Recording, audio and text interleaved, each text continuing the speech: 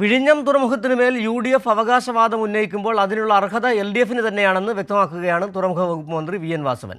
UDF ഉണ്ടാക്കിയ അടിസ്ഥാന കരാറിൽ LDF മാറ്റം വരുത്തിയതാണ് തുറമുഖത്തിന്റെ മുഖം മാറ്റിയത്. മഹാമാരി, പ്രളയം, സമരം എന്നീ വെല്ലുവിളികൾ അതിജീവിച്ചാണ് വിഴിഞ്ഞം തുറമുഖത്തെ കമ്മീഷനിങ്ങിലേക്ക് എത്തിച്ചത്.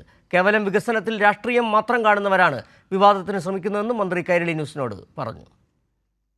അപ്പോൾ കല്ലിട്ട കാര്യം നടക്കില്ല, മറിച്ച് ഇച്ഛാശക്തിയുള്ള ഭരണകൂടങ്ങൾ അധികാരത്തിൽ വന്നെങ്കിൽ മാത്രമേ അത് സമയബന്ധിതമായി പൂർത്തീകരിക്കൂ എന്നുള്ളതിന് ഒന്നാന്തരം ദൃഷ്ടാന്തം.